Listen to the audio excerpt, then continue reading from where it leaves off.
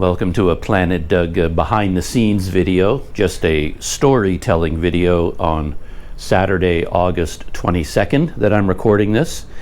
And the bulk of the stories are going to be about a visa run that I just came back from.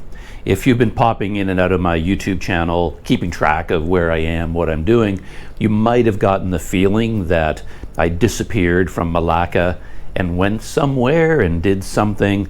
Well, the reality is that my Malaysian tourist visa expired again, and then I had to leave Malaysia, so I chose a destination for my visa run, went there, but I didn't shoot any video while I was there because I've been there a number of times. I took the ferry from Melaka across the Melaka Strait to a city called Dumai in Sumatra.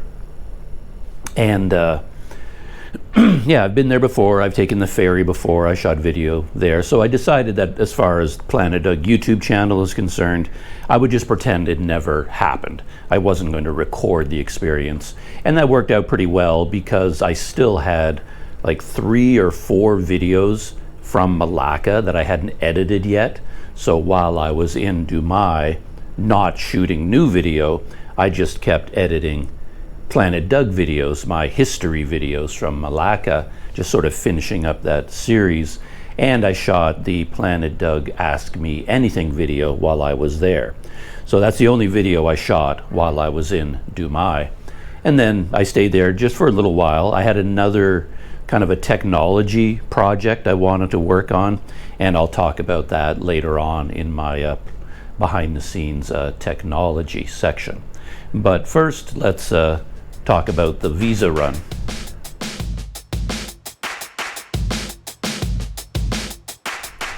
Overall, the visa run was a success. I'm back in Melaka right now. I'm in a new room at my old hotel, the Makota Vibe Inn.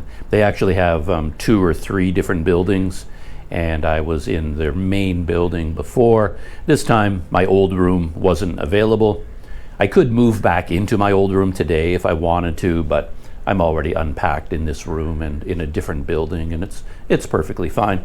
So I am back in Melaka, so I did not have any issues with immigration, with granting me another 90-day social visit pass for Malaysia. But I'll talk about how all of that turned out. So yeah, the visa run went fine. I enjoyed it as always. I love Sumatra. I love being in Indonesia. It's just it's got a vibe. It just has an active, high energy vibe where I can't go outside without stuff happening all around me. So I really enjoyed just sort of being there, even though I didn't go off on any big adventures. I did have all of the typical Planet Doug small adventures along the way, and those are what I'm going to be talking about. And those adventures started when I was still here in Melaka, preparing to go to Sumatra, because of course I had to book a ferry ticket. That was no trouble. I just go down to the ferry dock here and buy a ticket in advance through the Indomall Fast Ferry Company, and a one-way ticket including the fee for a bicycle, which is 20 ringgit. I brought my bicycle with me, and opting for the VIP class. They have like a lower deck and an upper deck, and it's not very much money to get the upper deck, which is a lot nicer. So I went for a one-way ticket, bicycle fee, luggage fee, VIP, and now because of the increase in gas prices, they charge a fuel surcharge. There's an extra fee on top of everything to cover the high cost of fuel right now. And I think the total came to 218 ringgit one way to go to Dumai. And I didn't have to get a visa for Indonesia because you can get a visa on arrival for 30 days, and you can do that at the dock in Dumai, and that costs 500,000 rupiah, about $30 US. So yeah, those are sort of the costs involved. But of course I needed money to cover my day-to-day living expenses, and I went to an ATM here in Melaka to withdraw money for the trip. I had no cash, so I needed money. So I went to an ATM, and you saw, if you watched the previous video, you already know this story. I was a little bit distracted. I wasn't paying attention. The lobby where the ATM was held was a bit crowded. The machine was hard to read. The screen was a bit hard. And to see the keypad was difficult because it's very low down and has a covering over it, like a privacy screen. So all of that combined, that somehow I entered the wrong PIN. I must have gotten one of the numbers wrong. I did something wrong. I entered the wrong PIN, and my bank in Canada blocked the card permanently. And then this is a theme, if you're a Canadian, I find, that every bank, government, anything to do with systems in Canada is very antiquated. Most of the world seems to have sped ahead into the future.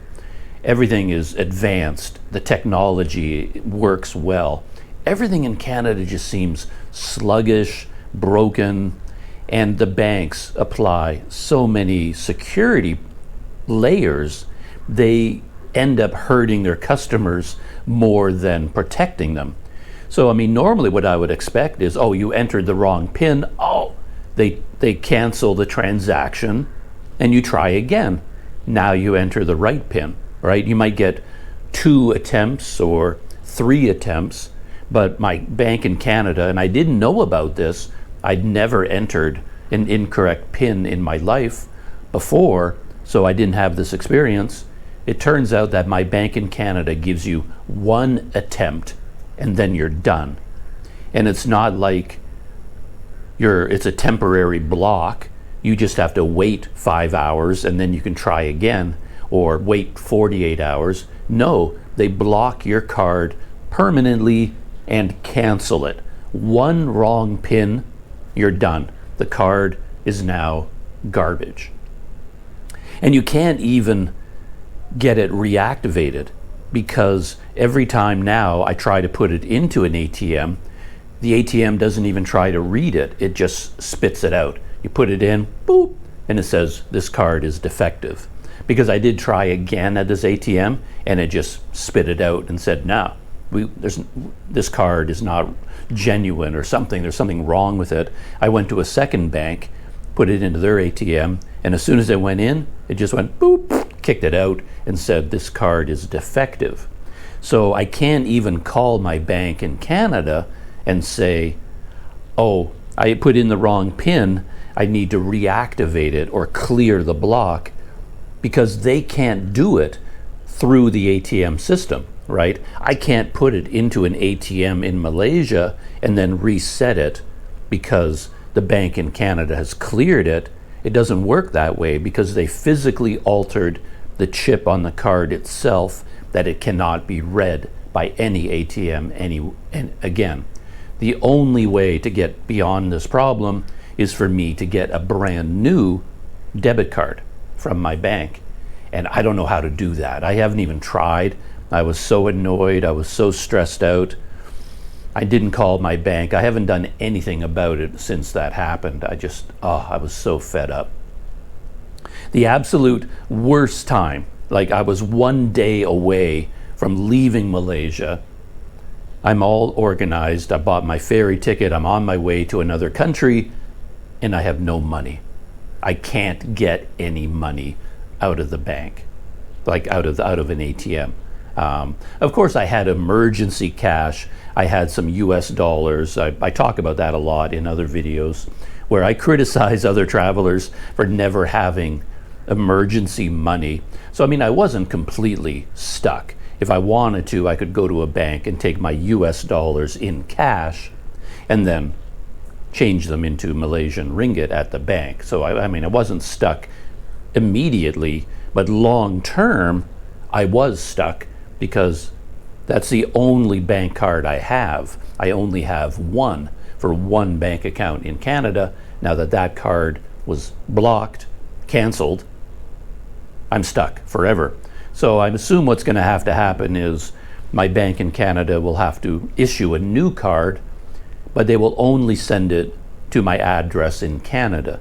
They won't send it overseas, and that card has to be inserted into an ATM in Canada to reset the PIN. It has to be activated in that bank's ATM in Canada.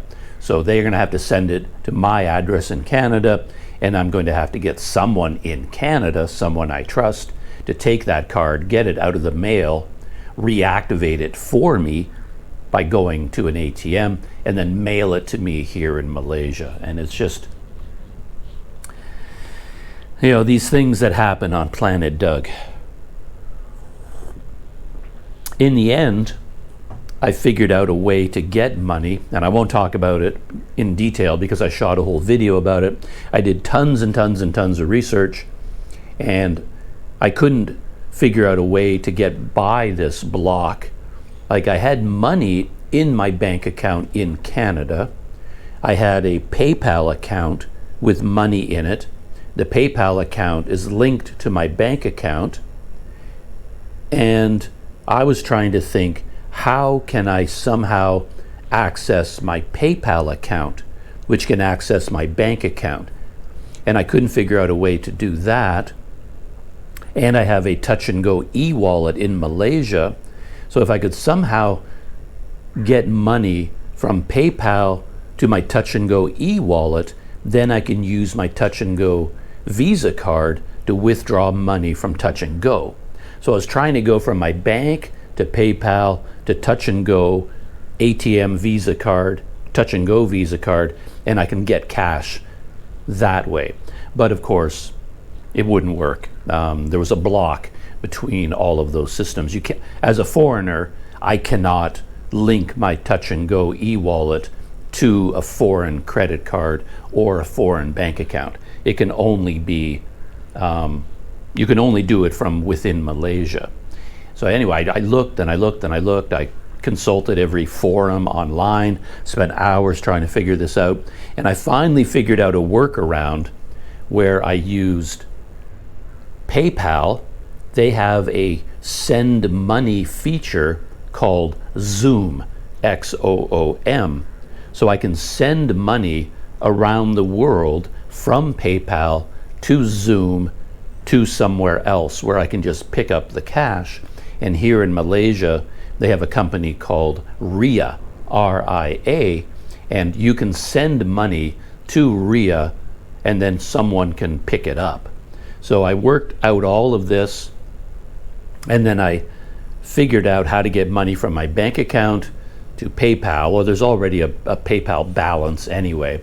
And I send money from PayPal to Xoom, from Xoom to RIA, and then I went to a RIA office here in Melaka and then presented them the transaction ID number.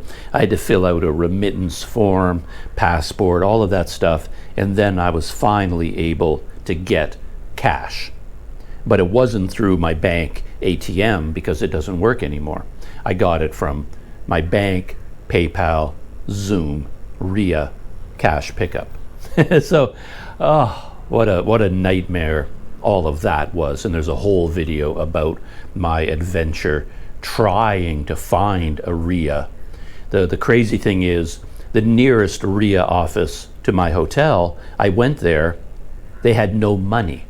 Like, I went in, gave them my passport, gave them my transaction ID, said I sent myself money and I'm here to pick it up. And they said, oh yeah, we see your transaction, everything is fine, we can give you money based on this, but today we don't have any.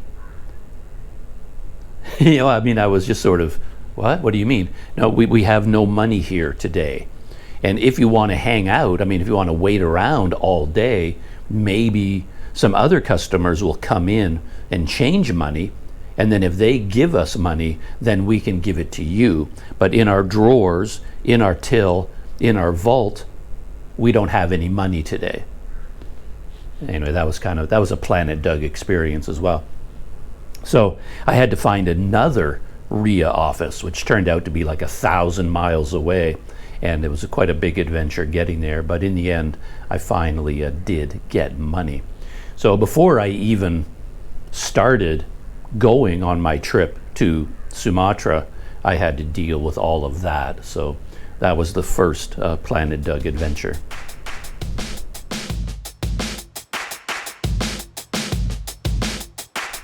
So now that I had money, I had ringgit. By the time I got the cash from Ria, of course, I got it in ringgit. Then I went to a money changer and I changed it into rupiah. And I like to do that if I go to a country that I'm familiar with and I know things are going to work out fine. What I like to do is get local currency in advance so that when I land in that country, I already have local currency. I've seen way too many YouTube videos where a YouTuber arrives in a new country, goes to the ATM, like I did here, tries to withdraw money, local currency, and it doesn't work. And then they're stuck. So here in Malaysia, I got Indonesian rupiah in advance, and then I know I'm okay. Plus, in order to get the visa on arrival, when you arrive at the dock, you have to pay in cash. There's no ATMs at the dock. There's no money changers. They don't accept any kind of cards or e-wallets or anything like that. You have to get your visa on arrival, at least in Dumai, with cash. And you can pay in US dollars, Malaysian ringgit, or Indonesian rupiah, but for whatever reason, the US dollar and the Malaysian ringgit fee in particular is much, much higher. You save a lot of money if you pay in cash in rupiah, like 500,000 rupiah for a 30-day visa on arrival. So yeah, I made sure I had rupiah in advance. And then, the trip there was really, really simple.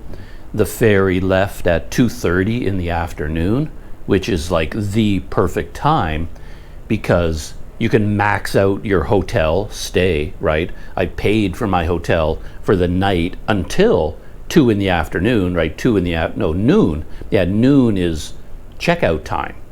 And if your flight or your boat leaves at 6:30 in the morning, you miss out on that entire morning that you've paid for.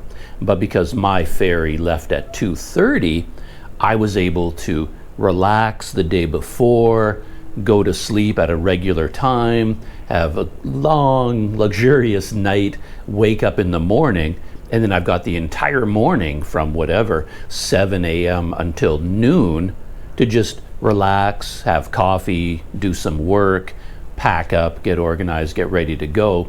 And then at noon checkout, I check out. I maximize my time in the hotel. And then at noon, I checked out, hopped on my bicycle. I had 2 pannier bags and a knapsack. And the pannier bags were pretty much half full because I wasn't bringing all of my gear with me. I was only bringing a minimum amount. And I didn't plan on shooting videos. I brought all my GoPro gear with me just in case. I made sure I had all my GoPro gear, microphones, and of course my laptop, everything of real value. I brought all of that with me because there was the chance they wouldn't let me back into Malaysia. And if that's the case, I don't want to be cut off from my YouTube gear, right? So I made sure I brought everything important with me so that if I was stuck in Indonesia, I could just continue traveling from there. And if I fly to some other country, fly to Vietnam, at least I have all of my camera gear with me and my laptop and my SSD drive, all the important things. So I brought that with me. But camping equipment, bike tools, bike spare parts, all that kind of stuff, I just left it all here in storage at the hotel. So I had a really lightweight setup, rode my bike down to the dock here, got there at like 12:30, something like that, and then I had 2 hours until the 2:30 departure. And everything went really well. It cost 20 ringgit for my bicycle. That's the fee from Malaysia to take a bicycle, which is one of the reasons I brought my bicycle. I love having a bicycle wherever I am, but also that means I don't have to worry about getting a grab car or taking a taxi or a rickshaw kind of deal, a becak. I don't have to argue with people about the price. I won't have any problems with transportation. I have my own transportation, and if it only costs 20 ringgit to bring your bike, I mean, it would probably cost more than 20 ringgit to take cars, to summon a grab, to get to the dock, and then from the dock to my hotel and that sort of thing. So it saves a lot of hassle, and pretty much it saves money too. And I just love having my own freedom to go anywhere I want. So yeah, I just rolled up my bicycle, handed it over, paid 20 ringgit. I had to pay a luggage fee. They weighed my 2 pannier bags. I think it's like 1 ringgit per kilogram. So it's very, very reasonable. The luggage fee as well amounts to next to nothing. And then I was on the ferry for, I don't know, 3 hours. I guess it's a 3-hour trip maybe. So that would have had me arriving at 5:30, but Indonesia, Sumatra has a different time zone. So even though it was 5:30 Malaysia time, I landed there at around 4 or 4:30, somewhere in there. And there's a little bit of chaos and confusion when you get to the dock there. It's a little bit crowded. It's Indonesia. You're going into a little bit of a chaotic place, so you expect that. So I have to find a place to park my bicycle, and then I have to somehow get through this crowded area in front of immigration to get to the visa on arrival window, and it's not always clear how to get there, what you're doing. The visa on arrival guide may not even be in the office because it's very unusual for someone to get that. So there's nobody there, and you kind of got to look around. Oh, what are you doing, sir? Oh, I'm trying to get the visa. Oh, we'll find him. And you got to wait for him to get there. And again, you have to pay in cash. And they don't have any change, so you have to have exact change as well, that kind of thing. But anyway, I got my visa on arrival, went through immigration. A few alarm bells got set off at immigration because they remembered me from previous trips. And I think on my previous trip, I was wearing my favorite shirt, my red Canada shirt, and it stands out. Well, I stand out, obviously. And so the immigration officer was like, hey, you were just here, weren't you? You're that YouTuber, because that came up in our discussions. Why are you coming to Indonesia? What are you doing here? And the last time that I went there, of course, I always tell the truth. There's nothing wrong with the truth. I'm a tourist. I just came to Indonesia on a tourist visa, and I'm a tourist. But then when I was leaving last time, they asked me, oh, okay, so where did you go? You're a tourist. Blow me away with tales of all the amazing tourist attractions you visited. Did you go to Bali? And I was like, no, I didn't go. Did you go to Bukit Tinggi? Did you go to Lake Toba? Like, did you go snorkeling, scuba diving, surfing? Tell me about all these tourist things that you did. And I had to admit, well, I stayed the last time. I was there for 30 days, and I spent the entire 30 days in Dumai. I never left Dumai. And of course, from an Indonesian perspective, that's insane. It's like, why would you do that? There's nothing in Dumai. There are no beautiful sights. There's no tourist attractions. Why didn't you go to Bali, where all the tourists go? And I have to explain to them, well, in my life, I don't really enjoy places like Bali. I love hanging out in a place like Dumai. I get to explore all the local neighborhoods, meet the local people, go down to the docks, see the boats, the fishing boats, fish markets. That's what I enjoy doing. That, for me, that is tourism. But of course, they're looking at me like, come on, what are you really doing? But, my YouTube channel often saves me in these situations because they don't believe me. But then I say, well, I'm recording these experiences for YouTube. And like, oh, you have a YouTube channel. I give them the name card from my YouTube channel. They can get out their phone, call up my channel. They see all the videos, which look very much like tourism videos. And they're like, oh, okay, that makes sense. Now my story makes sense to them. Stamp, stamp, stamp, in you go.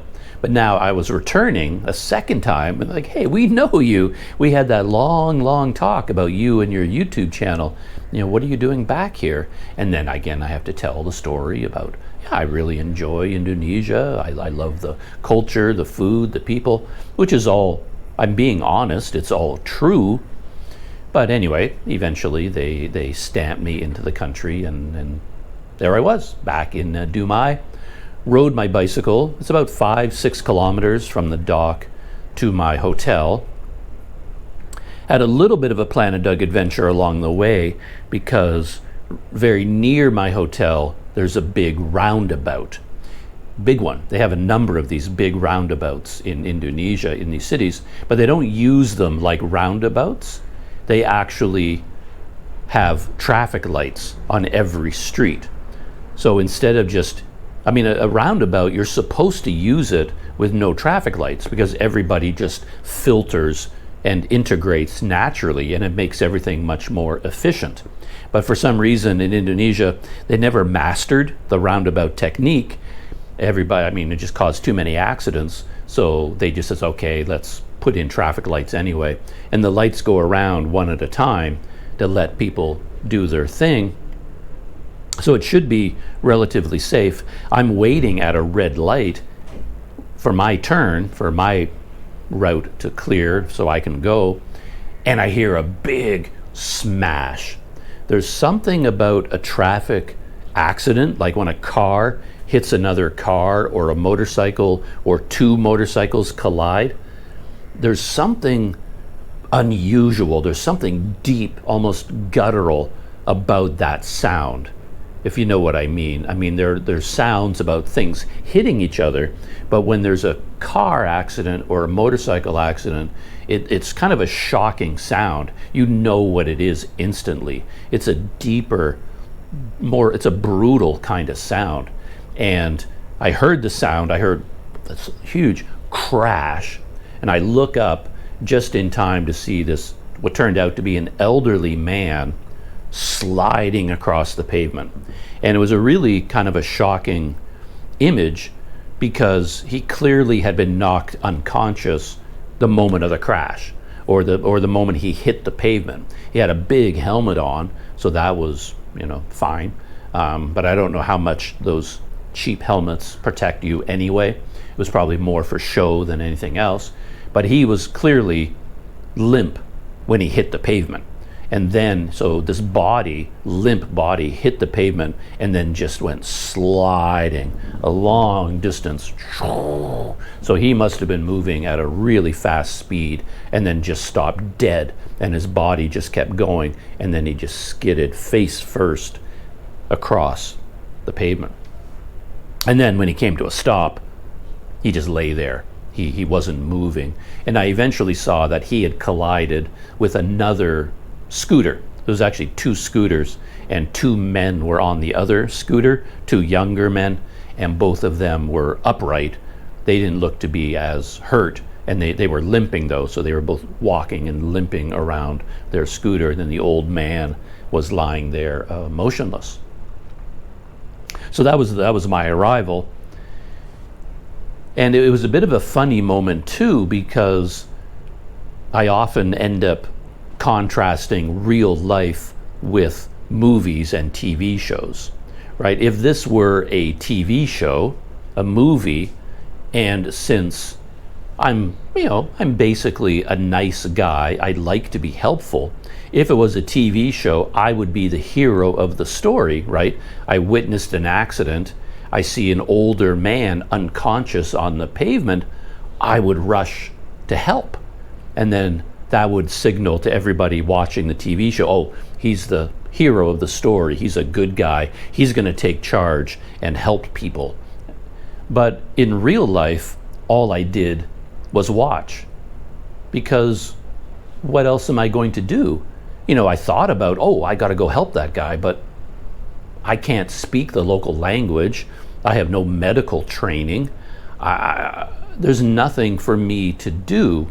And in fact, the most helpful thing I could do was get out of there.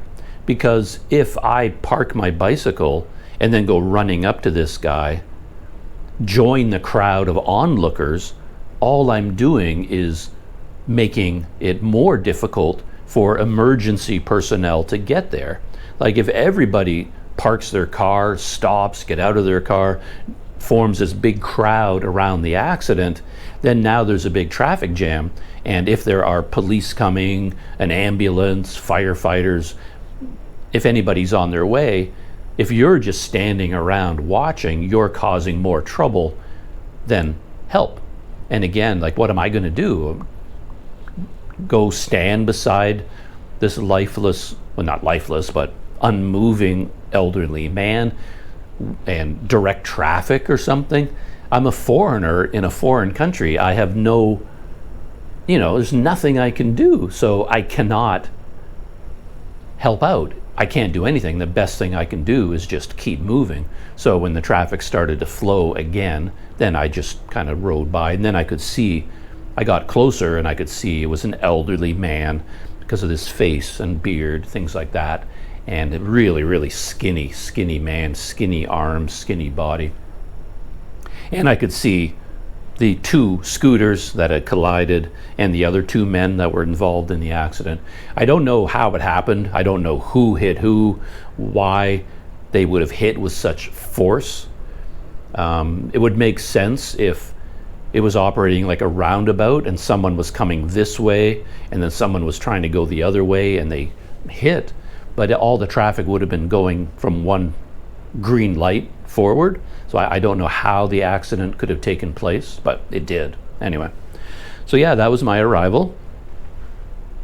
And I went to the Sumatra Hotel, and that's where I stayed last time. And I had a lot of trouble last time because they had no Wi-Fi. Like my room, for whatever reason, was completely cut off from the hotel Wi-Fi, so I had no signal. So I had to spend a lot of time tracking down cafes where I could spend the whole day in this cafe and then use their Wi-Fi, editing video and uploading video, things like that. This time, for whatever reason, they had Wi-Fi. So that was really nice. I made a reservation in advance through Agoda. It's kind of nice to be back in Indonesia because everything is cheaper, which is really, really nice. The food is so much cheaper. The quality of the food that I'm eating goes up because good food is much, much cheaper. I don't have to worry about spending money on food as much.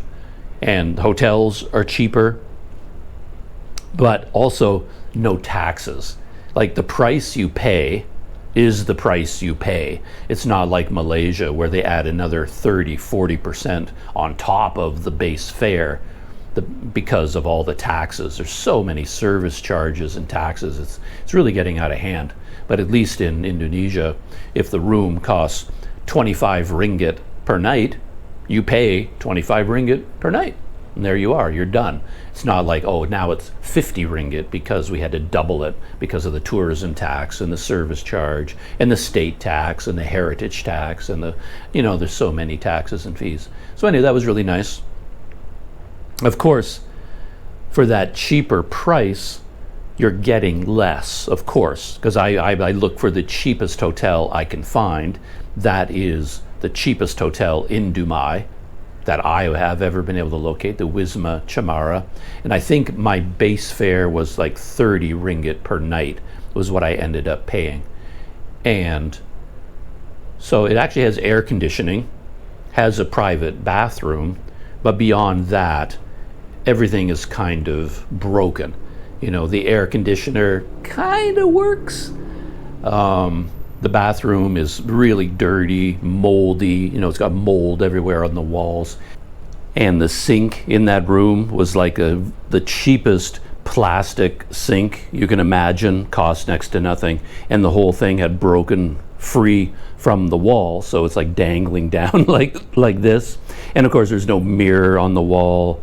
There's no counter, nothing like that.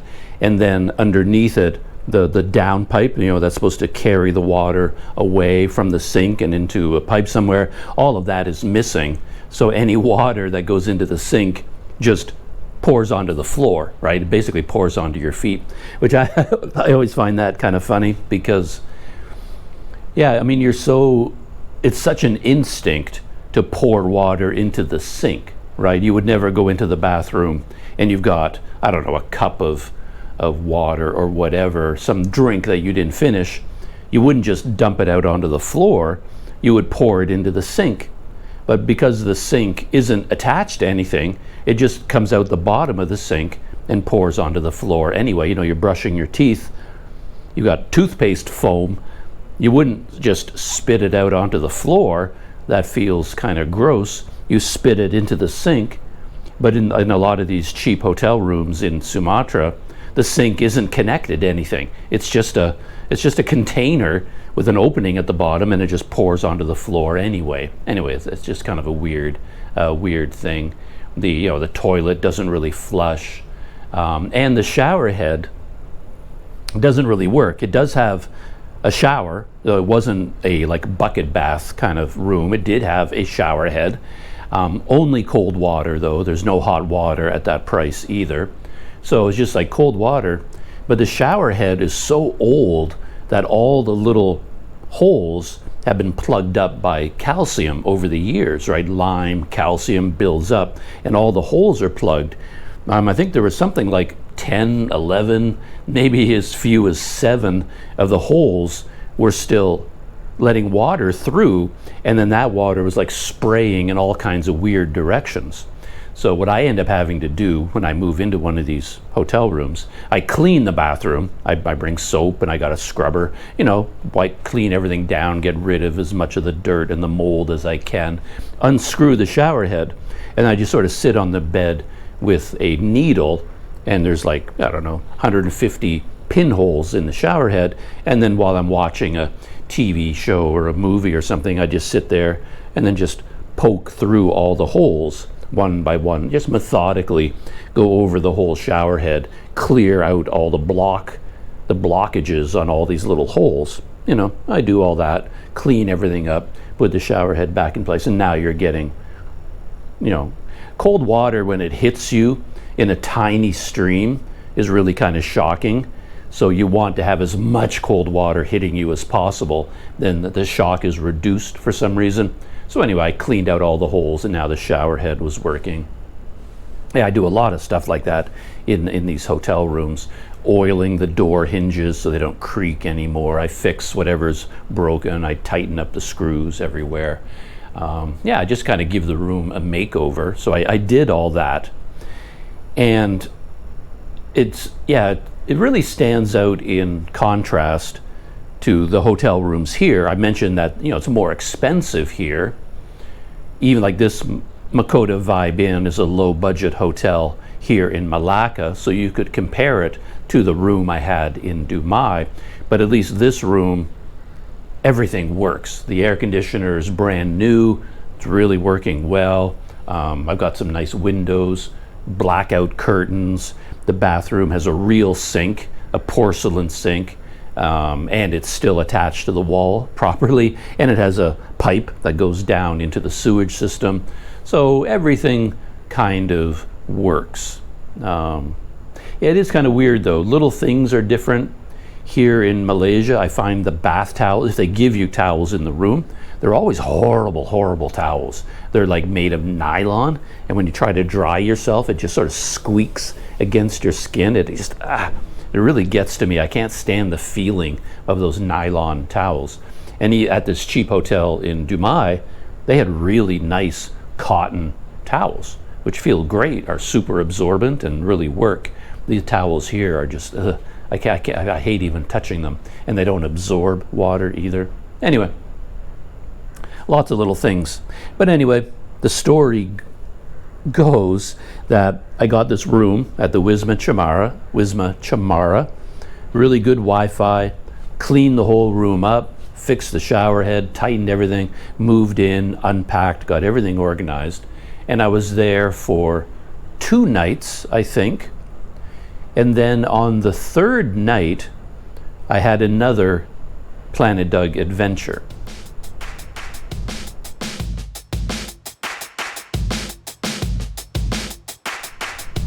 The new Planet Doug adventure started at about midnight. I was in my room and I was taking a shower. So I was in the bathroom, taking a cold shower, getting ready to go to bed, to get rid of all the sweat. It's pretty hot over there, always is. And so I'm in the bathroom, taking a cold shower, and suddenly I hear this weird sound, almost like a thrumming electrical kind of sound, and the lights dimmed and then got bright and dimmed and got bright again. It's like, what the heck? It was like I didn't know what was going on, and then it stopped. I was like, what the heck was that? And again, this was around midnight. So I continue with my shower. Now I'm paying attention to the lights, I'm listening. Well, what was that? And then I started to smell smoke in the bathroom. Smoke is coming from somewhere. So I rush out into the room and I go to all the outlets. Again, this budget hotel room used to be higher class, I think. When this hotel was built, it was a little bit higher class. And then they just let it fall to pieces over the decades, basically. But when it was built, it was a bit higher class. So they actually had in my room, I think 3, maybe 4 outlets, which is very unusual because even this room here in Melaka, a more expensive hotel, there's no power around the bed. I've got an outlet by the door and that's it. So that room there actually had a lot of outlets. So I went up to every outlet looking because I could smell smoke. And I smelled every outlet in that room. There's nothing, I touched them, I could feel them. There was no heat, there was no smoke. I had a few things plugged in, but nothing was on. Like my laptop wasn't on, tablet wasn't on, nothing was running. I have an electric kettle, but it wasn't on. But I went to each one of those and picked them up and smelled, and nothing was on fire, there was no smoke, no heat anywhere. So I was like, oh, okay. I figured it must be smoke coming from outside. So I went back into the bathroom, restarted my cold shower, and then the smoke smell started getting stronger and stronger and stronger. So I thought, there's something going on in this room. So I rush back out into the room, got no clothes on, soaking wet, dripping with cold water, and I'm running around the room again, going to all of the outlets, looking. Maybe there's an outlet I never noticed. Like, is the wall hot around the outlets? Is the air conditioner on, smoking? What is going on? I couldn't track it down. So I just sat down on the bed thinking about this, like the smoke must be coming from outside. And then I looked towards the door, and this hotel also had one of those key card mechanisms. Like they give you a card you put into a slot, and that turns on the power for the room. Like I said, this is a low budget hotel, but when it was built, it was a bit more high end, so it had one of these systems, the power control using the key card. And I looked over towards the key card slot. Smoke was billowing out of the key card slot. That is where the smoke was coming from. And that was such a surprise to me because it never even occurred to me that the key card could be the source of fire, could be the source of danger. I never ever considered it before, never even thought about it. So I go up to the key card slot, and now I'm not really sure what to do because the slot goes into the wall, and I kind of looked up above the card, looking down into the slot, and I could see flames, and the flames were inside the wall. And that to me is like one of the scariest things. I mean, if my kettle was on fire, short-circuiting, and it was overheating, well, I can unplug the kettle, I can grab the kettle, bring it into the bathroom, throw it outside, I can get rid of it, the source of the fire. But if the source of the fire is built into the wall and the interior of the wall is burning, I mean, the first thing I thought of was, okay, this is going to get out of control. the whole room could burn down. The hotel could burn down. Like, what do you do with this? And one thing I know about myself is I'm not good in an emergency. For some reason, I'm not a Jason Bourne type. You know how Jason Bourne is being attacked by the bad guy, someone's trying to kill him. He can think clearly, like Sherlock Holmes, Jason Bourne, James Bond, all these superhero spy types. They think clearly in an emergency. I don't have that capability. And if there's like a time thing, like the clock is ticking, there's time pressure, I can't really think things through. So I just don't know what to do. And my mind just started racing around all the possibilities. One, of course, is, well, you want to put the fire out, but it's an electrical fire. So I don't want to touch it. I'm going to get electrocuted. Then I'm thinking, well, okay, how do you put the fire out? Your instinct is to go get some water, throw water on the fire. But again, it's an electrical fire, and you're not supposed to do that. The last thing you do is pour water onto an electrical fire, because the electrical short will travel through the water. You'll get a big arc, electrocute you. The fire will probably explode and get worse. And then I'm looking around the room. Okay, if I have to flee, what are my valuables? What bag do I grab? What do I get? And I start thinking about, okay, I got to get this bag, put my laptop, I got to get this, I got to get that, got to get this, all like, where's my passport? Where's my money, my ID cards? And my brain is just racing all of these possibilities while I'm standing there doing nothing, trying to think what to do next. And there was a lot came out of this experience, like all of these fire prevention tactics, things to think about in the case of a fire. What do you do? I thought about it in the moment, and then I thought about it over the days afterwards. So I ended up with quite a few thoughts about this. Anyway, I'm standing there in the room looking at the smoke, and the flames are starting to come up out of the slot. They're starting to get bigger, and the flames are crawling up the wall. And I'm like, well, what do I do? And right then, all the lights went out. Because, like, the first thing I thought of was take out the key card. And if I remove the key card, that will cut the electrical circuit, and maybe that will put the fire out. But at the same time, reaching into that fire to pull out the card, you could electrocute yourself. So I was pondering pulling out the card, but I didn't do it right away. And then I guess the short that was causing the fire got to such an extreme that it tripped the breaker, because this room had like a breaker box on the wall, which is also very common in Indonesia, where you can actually see the box with all they're not fuses, but they're breakers that can trip. So now, whatever was going on with the electrical system, it tripped the breaker, and now I was plunged into pitch black. The room was completely dark, and now what do you do? Because the fire, there's still a fire. The wall is on fire. The key card slot is on fire. I can see the flames coming out of the wall, and now I'm in pitch black. And the last thought I had was I better start gathering up all of my valuables so I can run out of the room, save anything I can.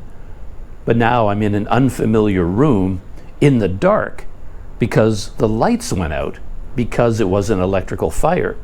And I'd never ever thought about that before, because in movies and TV shows, you see people fighting fires all the time. Fire, fire, and there's a fire because a candle fell over and it lit the curtains on fire. So you can do things. You can pull down the curtains. You can smother the fire. You can put things out. You can run around the room, get water. But that's because the fires always happen in the daylight. Or if it's nighttime, the lights are on. You can see what you're doing. And it never occurred to me that, okay, you're in a room with a fire right beside the door, and now you're plunged into darkness. Now what do you do?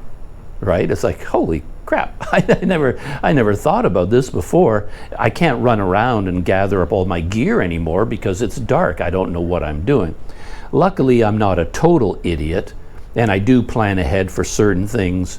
My, passport and money and bank cards, all of that was all in one bag that I keep locked with a padlock. My, laptop and electronics and GoPro gear, all of that was scattered around. But if I needed to run out of the room, I just needed to grab that one bag, and at least I would have my most valuable things with me. Plus, I always keep a bedside bag on the bed. This always sits basically beside my pillow, and in here I have a headlamp. So I know I have a flashlight here at all times, and I know where it is. So in the room, in the dark with a fire, the first thing I realized was, okay, I need light, and I know where this is. I went over to the bed and I could feel around, grab this, pull out my headlamp, and then I can put it on my head, turn on the light, and now I've got my hands free, and I was able to look around the room, and I had light to work with. So I was prepared to that extent. So I'm making it sound very, very dramatic. It wasn't really that dramatic because as soon as the breaker tripped and all the electricity was turned off, that removed the heat, and the fire in the key card slot, the flames were getting higher, and now they started to drop down.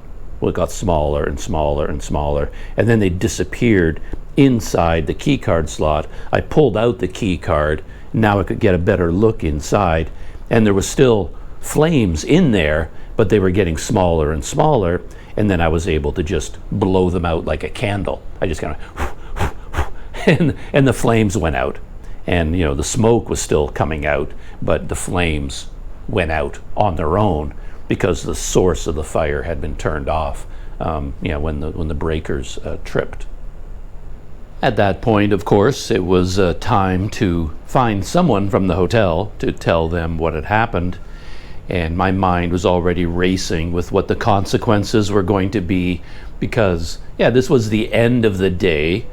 It was midnight. I was exhausted. I was tired. I was done with the day. All I was doing was going to bed. I wasn't mentally prepared to be dealing with a fire, and now clearly I can't stay in that room anymore, and the hotel is probably going to be fully booked. So now what's going to happen? Am I going to be out on the street cycling around the city trying to find another hotel that I can check into? It just seemed like this was going to be a cascading problem for me, and all I really wanted to do at that point was just take a cold shower and go to sleep, right?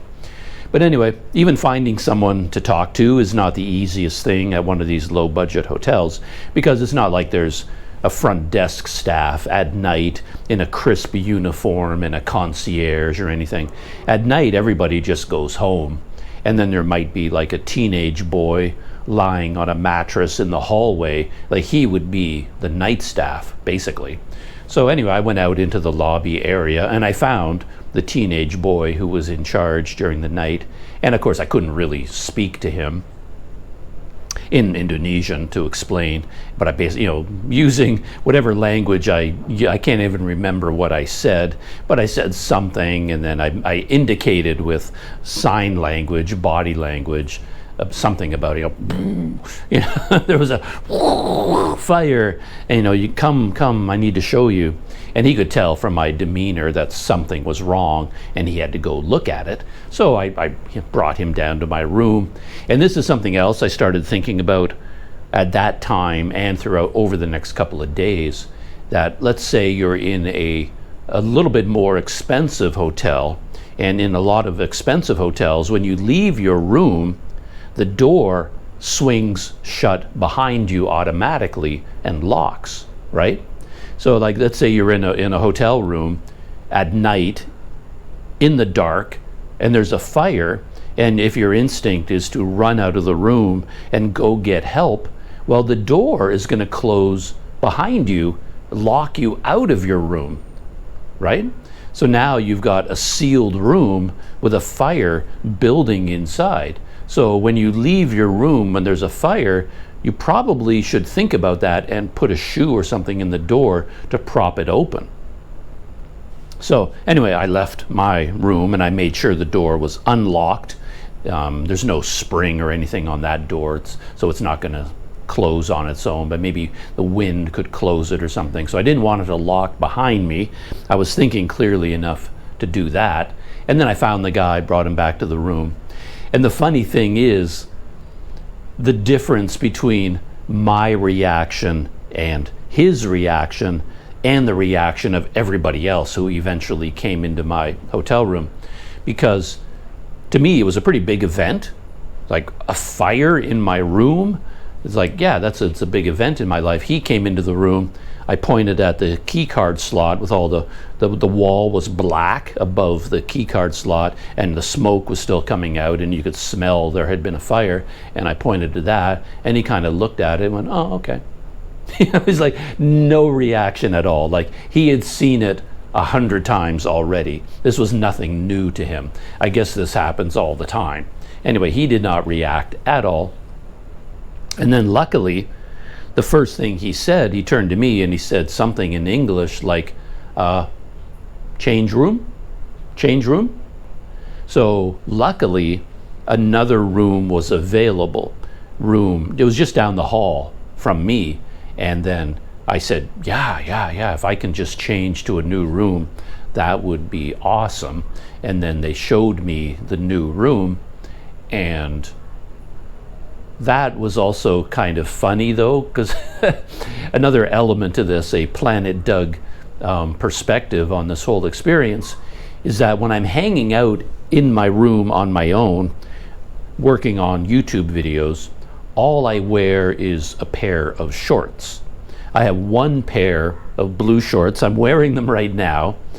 I bought them at Decathlon years ago in Kuala Lumpur. And when I left my room to go find someone from the hotel, I pulled on that pair of shorts. I hadn't been wearing any clothes up until that point because I was dealing with this emergency. Anyway, I pull on these shorts, but what I had forgotten was about, 2 or 3 weeks ago, the back of the shorts had ripped open. The seam had let go. And every single day I look at those shorts and I think, I got to get out my sewing kit. I have a sewing kit in here as well. And I'm often sitting here on the bed working on a YouTube video, and I'll be sewing something. I'm repairing my clothing. And yet, ever since the rear of my shorts tore open, I never got around to repairing them. So as I was running up the hall, going back to my room to get the guy to look at the fire, and then all these other hotel people or other guests, I don't know who they were, they all came into my room. I'm standing there with my butt hanging out because the rear of my shorts are like ripped wide open. And now it's dark. The only light coming in is from the hallway, and I've got my headlamp on. But now, with all these people in my room, I have to move to a new room. But I have no privacy to do that, right? Like, I'm normally a very methodical person, and if I'm going to move from one room to another, I do it very carefully, very methodically, pack everything up, put them into bags, pick up the bags, carry them to my new room, unpack. But now I'm doing it in the dark, in a room where there was a fire, there's no electricity, and all these strangers are in my room, and my butt is hanging out the back of my shorts. And now, with this big audience of people, I have to grab all of my stuff and move it to a new room. So instead of having the luxury of slowly packing up, organizing, getting everything, all I did was run around the room with my headlamp looking for things and just grabbing armfuls of stuff, carrying them down to the new room and dumping it onto the bed, going back for another armful, carrying it back to this new room. And every time I was going down the hallway, I was thinking about anyone looking at me would see the tear in my shorts as I'm walking up and down the hallway. Anyway, this went on for a long time because I really unpack when I get into a room. I have so many electronics and my kettle and coffee and clothing and GoPro gear. Everything that I have is spread out everywhere, and I have to gather bits and pieces of it. Many trips back and forth. Yeah, that was quite an experience. And then I'm in the new room, close the door. I have to get organized in this room. I probably have to fix the sink, clean the bathroom, fix the shower head, unplug I have to redo all of that renovation work that I did in the new room. And I'm in the new room, and then I'm looking around, and I was like, there are no towels in this room, because they often don't provide towels. In my original room, the one where there was a fire, there were towels waiting for me, but that was because I contacted the hotel in advance. I sent them a WhatsApp message just to confirm, okay, I'm coming on this date, I booked a room for a week, and I'm coming, and you remember me, I was there before. And I was kind of hoping that by telling them I'm coming back, they might take more effort with the room, and they did. They made sure my room had bottles of water in it, had towels, these sorts of things. But my new room was just prepared normally, and they normally don't put any towels in the room. So I had finally moved into my new room, and I was going to take a shower, and it's like, there's no towels here. So now I snuck out of my room, went back down the hallway, hoping my old room where the fire was would now be empty. Everybody would have left, and I can go grab my old towels, right? Turns out they had left. The door to the room was closed, but I could open it. It wasn't locked, luckily. Open the door, and I go in there like a thief in the night, and I'm grabbing the 2 towels. And now I've got the towels tucked under my arm, and I'm like scurrying back to my new room, hoping no one, because how do you explain what you're doing now? It's like, what is that weird foreigner up to now? Why is he carrying wet towels under his arm going down the hallway, right? I always seem to end up doing these embarrassing things. But anyway, nobody saw me that I'm aware of, and I brought the towels back to my room, and I'm about to take a cold shower to recover from all of this. And I realized this room also doesn't have a bath mat. There's nothing on the floor outside the bathroom. And that might seem like an insignificant thing, but as I've talked about before, in my experience, the biggest danger I've faced being overseas is slipping and falling, because the bathrooms are usually really awkward. They're weird in the way they're designed, the angles of everything. The door is blocked. There's like a raised ledge between the bathroom and the rest of the room, because these rooms in Asia, they're wet bathrooms, right? The drain is in the middle of the floor, and all the water from the shower, from the sink, everything pours onto the floor and goes down to this central drain. So they have to have like a raised ledge between the bathroom and the rest of the room. So if the bathroom fills up, the water doesn't flow into the rest of the room. And anyway, and usually the door doesn't work. Water sprays from inside the bathroom onto the floor outside, and then you step out of this awkward bathroom in bare feet onto a wet, slippery tile floor. Zoom! Your feet slip out from under you, you go crashing to the ground. It's happened to me several times. So the biggest danger I've ever faced of like a broken leg, broken arm, concussion, getting cut open or something, has always come from stepping out of the bathroom onto a slippery floor. It's the most dangerous thing I've ever faced being overseas. And my original room had a bath mat, which makes the room infinitely safer. So now I thought, yeah, I want a bath mat. You know, it seems ridiculous, but it's a safety concern. So again, I already got my towels, but now I'm sneaking out of my room again, padding down back to my original room. I go in there and I grab the bath mat, and running down the hallway with a bath mat under my arm, trying to hide it so nobody knows what it is I'm doing. And I scurry away and bring the bath mat to my new room. And then finally, I'm able to settle down in my new room and put the fire behind me. A lot of food for thought came out of this experience. I was even going to shoot a YouTube video about it, kind of like a travel tip kind of video, but then I just never got around to it. I'm just telling the story here with my hiccups. But yeah, like I said at the very beginning, it never occurred to me that key card slots could be a source of fire. So that's something to think about when you're in a hotel room and you're thinking about the possibility of a fire breaking out. I did some research into it, and apparently there are two different types. A modern, expensive type works in a way that when you put in your key card, it just triggers a tiny switch, almost like a battery system, and a very, very low voltage is delivered to another relay that turns on the main 220 volts. Like in Indonesia, everything runs on 220. So that is kind of a safe system where the actual switching mechanism where the 220 volts runs through it is outside the room somewhere.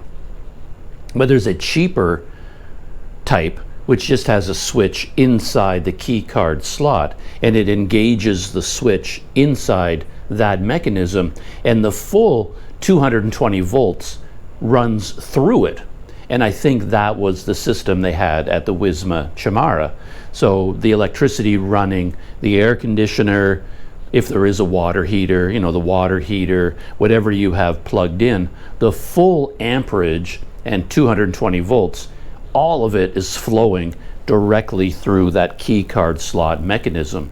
And then over the years, the screws loosen, the wires loosen, and you get a short circuit in there, and it starts to overheat and it bursts into flames. So that's something to think about.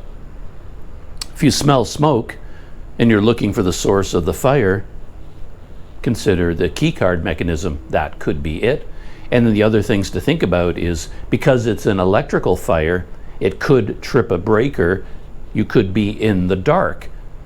And the key card slot is beside the door, right? So now you could have a fire blocking your exit from the room, because if it's a big fire, it's right beside the door. How do you get out the door?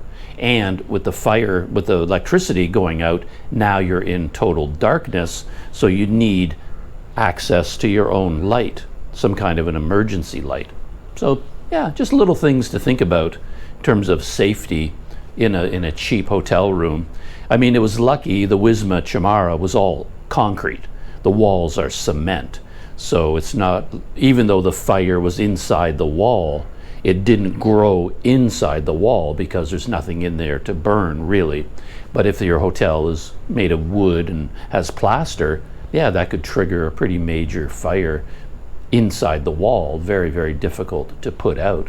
And you might have to run out of the room to safety.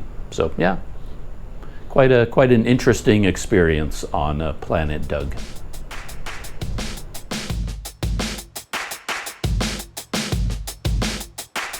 My small Planet Doug adventures continued when it finally came time to return to Melaka. That was yesterday, by the way, so the events are very clear in my mind, where I took the ferry from Dumai back to Melaka. And the trip itself did not work out as well as my original trip there. For one thing, the ferry was scheduled for 8:30 in the morning, so I did not have the luxury of just hanging out in my hotel until noon. I had a lot of trouble going to sleep the night before. So, I set my alarm for 5 o'clock in the morning so I could pack up and get on my bike and ride to the dock early enough to get on the ferry at 8:30 in the morning. And I just wasn't able to sleep. As soon as I set an alarm for like 5 in the morning, I'm already thinking ahead to that time, and then I just cannot fall asleep. So I was exhausted when I was setting off, and I had trouble getting my ticket when I was in Dumai, again because, as I talked about earlier, my bank card from my bank account is canceled, and as it turned out, I didn't bring enough money with me to pay for my expenses there and buy the ferry ticket to come back. So now I needed to get more money, but I couldn't withdraw money from an ATM using my bank card because it was blocked and canceled. Luckily, Touch and Go came to my rescue once again, because kind Planet Doug subscribers have contributed money to my Touch and Go e-wallet, and there was enough in there to pay for the ferry ticket. And I had my Visa card, and my Touch and Go Visa card allows me to withdraw money at an ATM overseas, and it draws directly from my Malaysian e-wallet. So I went to an ATM in Dumai to withdraw money. The problem with that is the fees are pretty hefty. So they actually charge you, the Touch and Go system charges you a fee for this, and then the bank in Indonesia charges like 50,000 rupiah per withdrawal. So it's a little bit of a, it's expensive to do. But I was able to withdraw enough money to pay for the ferry ticket. So yeah. Touch and Go saved my neck once again. Anyway, I get to the dock. I rode my bike there early in the morning, and then a bunch of weird things happened. They have a table outside the dock where you drop off your luggage, and I've done this in the past, so I'm familiar with the system. And I rode my bike up to this table. So here's my bicycle. I've got my 2 pannier bags attached. I pull them off the bike, put them down near the luggage scale because they have to weigh the bags in order to figure out how much to charge you. And I went up to the woman and said, hi, here's my ticket, here's my passport, and I would like to check in the bicycle and these 2 bags and pay for them. And she started working on her papers, and then she handed me a receipt and said, for the bicycle, it's 25,000 rupiah, which is about, I think, $5 or $6 US. So it's quite reasonable. And that was it. And then I said, okay, that's for the bicycle, but how much for the bags? And then she said to me, or indicated to me, oh, no, we don't take the bags. You can just take them yourself. And she did body language to tell me that I can pick up my bags and just carry them with me. And I guess on the ferry, you can do that. Like, you can bring a lot of luggage as carry-on bags, but I don't want to do that because I've already got my knapsack. The knapsack is quite heavy because it has my laptop, tablet, smartphones. It has a lot of heavy things in it, and that's all I want to carry. I don't want to carry 2 more bags to go through immigration, the waiting room, and then on the ferry. Where do you put them? There isn't any overhead compartments or anything. So I went back to her and said, no. I would like to pay to check them in, because I thought she was telling me, oh, it's okay, you don't have to pay. You can just take those bags onto the boat. They're small enough, you can take them yourself. Like she's doing me a favor. And I'm saying to her, no, it's okay, I don't mind. I want to check them in. I want to pay the extra luggage fee so that I don't have the hassle of carrying them around all the time. But she said, no, and she kept telling me to go away to take the bags with me. And I was like, well, this is really weird. And she finally called over someone else who spoke English, another employee of Indomall Fast Ferry, or works at the dock or whatever his job is. And he said to me, oh, no, you don't have to. You don't have to pay. You can just take the bags yourself. And again, I explained to him, no, I want to pay because carrying all these bags is just going to be such a hassle. So I want to check them in. And then I guess I got through to him. He talked to the woman, and then she went, oh, okay. But then she wouldn't charge me for them. She's basically said, oh, you paid $25,000 for the bicycle? That's enough. You can just go away now, leave your bags here. But of course, now I'm worried about that because, well, I haven't officially checked them in. I don't have a luggage tag. I don't have numbers. I have nothing. I didn't pay to check them in, so I have no paperwork connecting me to these bags. And that seems a little bit risky. But they both insisted, no, it's fine. We'll take care of it. We'll take care of everything for you. You just go. So I did. And now I had another problem because you have to pay a port tax of 75,000 rupiah, port tax. But they are cashless. You cannot pay with money. I had Indonesian rupiah. I can pay with cash, but they don't accept cash. So again, the only way I can pay is with my Touch and Go e-wallet, but to do that, you have to be connected to the internet. And when I was in Sumatra this time, I wasn't going to be there very long, and I wasn't going to be doing anything, so I didn't bother getting my phones unblocked by customs. Like normally, every time I go to Sumatra, I have to go to the mobile carrier and get my phone unblocked by customs and then pay for the SIM card and mobile data. But I didn't want to bother with that because it ends up being expensive over time, and I had no use for it. I wasn't going to be going out exploring. I didn't need mobile data. So I didn't have a SIM card because my phone was still being blocked by customs. The whole IMEI thing. But then when I got into the terminal, the guy told me, well, I kind of found out beforehand, and I was asking him, like, do they have public Wi-Fi? So I need the password so I can log into the public Wi-Fi. Once I'm on Wi-Fi, then I can pay the port tax using Touch and Go by scanning their QR code. But it turned out they had a QR code on the wall with a poster saying free Wi-Fi, just scan this QR code.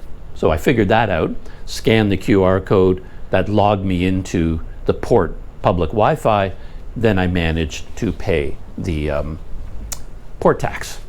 So that was another small adventure. Then I got through immigration, and immigration was okay.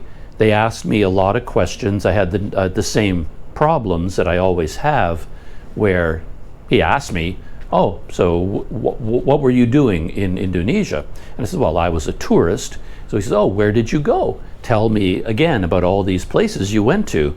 Tell me about your surfing, your snorkeling, your scuba diving, your lovely beach condo in Bali. Like, where did you go? What did you do? And again, I had to confess, like, I didn't do anything. I just stayed in Dumai. And I had to explain to him, well, I enjoy this. I prefer to stay in a local town and just explore the neighborhoods. It's what I do. That's my version of tourism. And it took a long time to convince him. But anyway, he eventually went, okay, I believe your story. And the day before, I got a haircut because I wanted to look neat for immigration, both in Sumatra and in Malaysia. And I worked out this system where when I rode my bicycle to the dock, I wore this shirt. But then I brought another shirt with me, put it into my knapsack, so that when I got into the dock, into the port dock, into the ferry terminal, then before I go through immigration, I can go into a bathroom, take off this shirt, which is all sweaty anyway, it's drenched in sweat, and then I can put on a different shirt. I guess I'm thinking, well, they know me quite well, and if they see this shirt, it will remind them of all the other times I went in and out. So I thought, it's not like a disguise or anything, but maybe I shouldn't wear my Canada shirt again because that will trigger their memories, and I'll just put on a different shirt. So I went into a bathroom and I changed shirts and I got my hair cut, kind of like James Bond. And who knows whether that had any effect, but he stamped me out of the country, with no issues. So then I walk out this long dock. It's a very long dock above the ocean, the Melaka Strait, to get to the ferry where you board the ferry. And then I had a thought while I was walking along the dock, because this thought ties into a story coming up next. I was still holding my passport and my ticket, because when you get on the boat, of course, they're probably going to ask, can we see your boarding pass? Can we see your passport? And they compare them. Oh, okay, you can board now. So I'm walking along this dock with my passport and ticket still in my hand, and I was thinking, man, this is a really dangerous thing to do. If I trip and fall, or I accidentally drop my passport, there's a good chance it's going to fall into the ocean, right? So I'm like holding on to my passport tightly, like, don't drop it, don't drop it, don't drop it.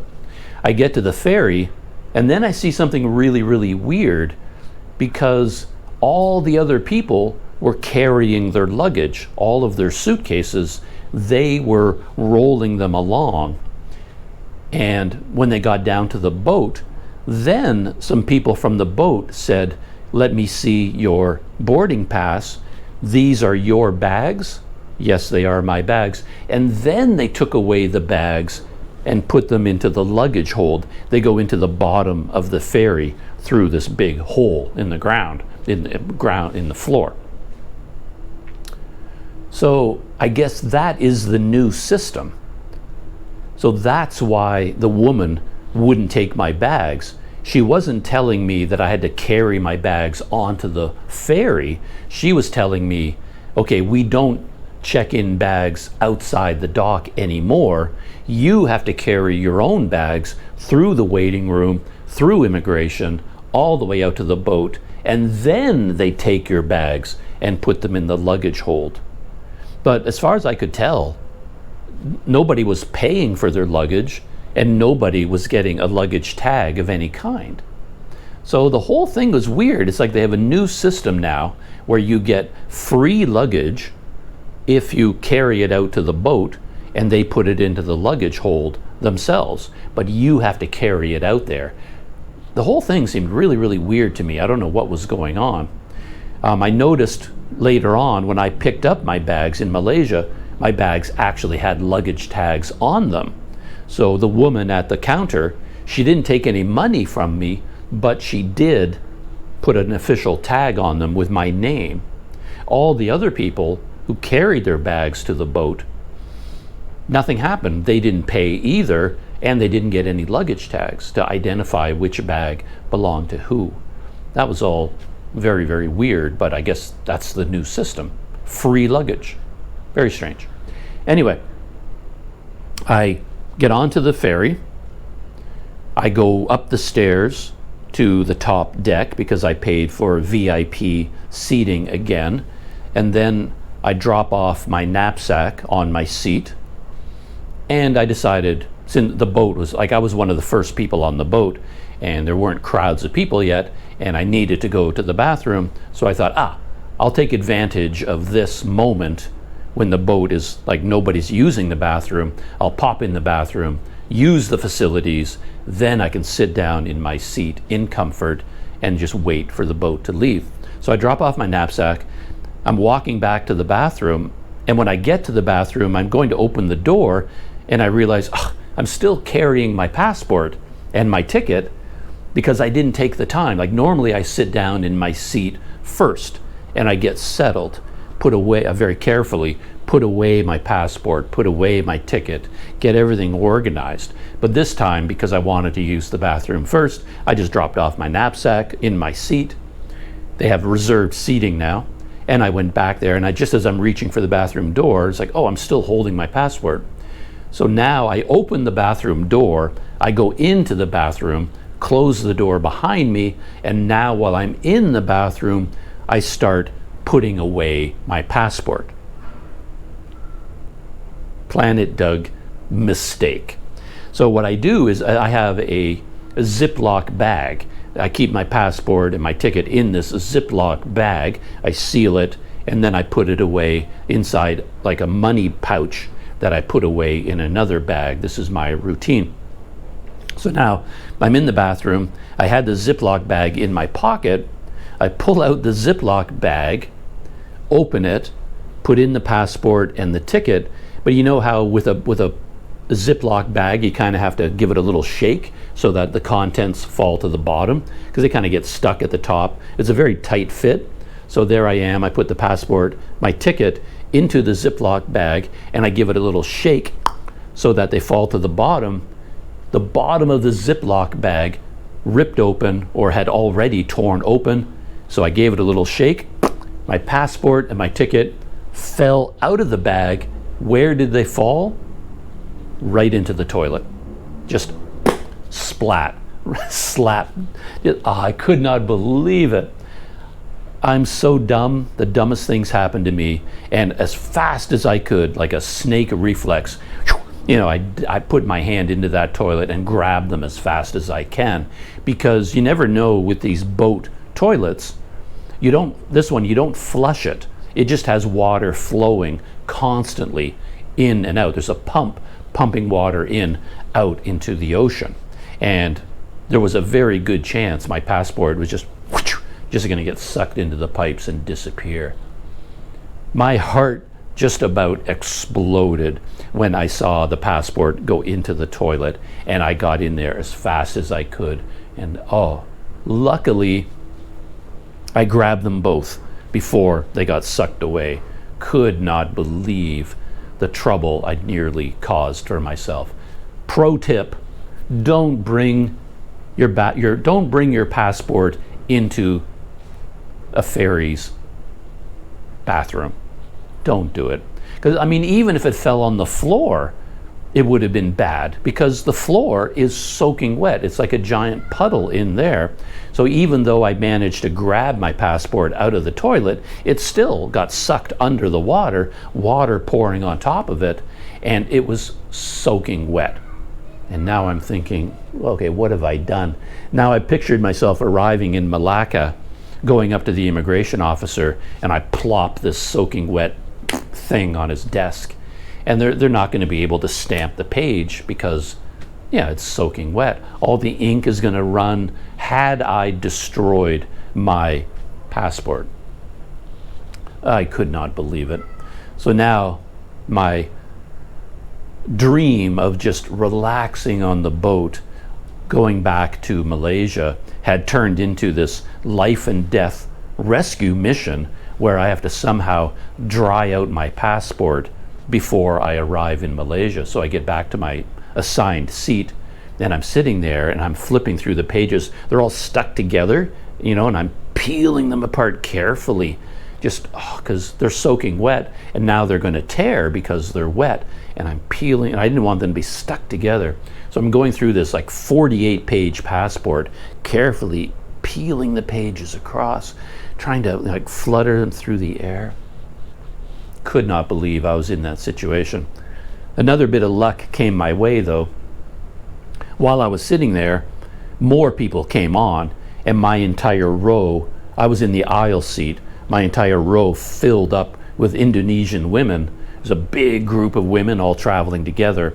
And Indonesian women can be, all Indonesians are very high energy, and they seem to be going to Malaysia on some kind of a holiday, maybe a group tour of some kind, and they are just laughing and joking. Everybody's taking selfies. They have to get by me to get into their seats, and there was just like a lot of noise, a lot of chaos. I'm in here, and I'm trying to peel apart my passport, blowing on the pages, fluttering the pages, wondering. I got out paper towels, and I'm dabbing every page very carefully so that I didn't want to rub it, because if I rub the page, I'm going to wipe off the ink of the stamps and I'm going to tear the page. So I'm dabbing, I'm blowing, it's just the ridiculous things I do.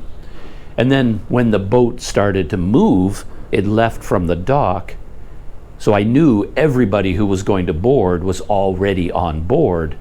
Then I spotted a front row of seats completely empty.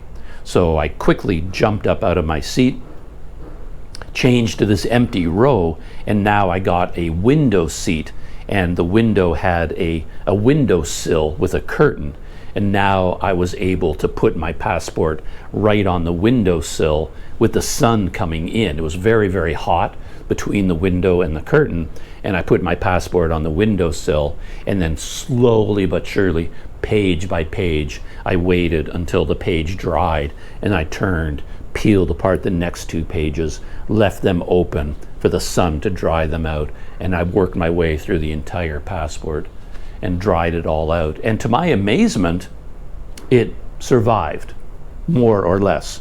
The covers were bent because of the moisture now. Pages were kind of bent, and so the passport didn't really fit like a nice little booklet anymore. It was all kind of puffy, but all the pages were dry. They were more or less in okay condition, and the ink hadn't spread on any of the passport stamps, immigration stamps. So in the end, I managed to save my passport. Could not believe it.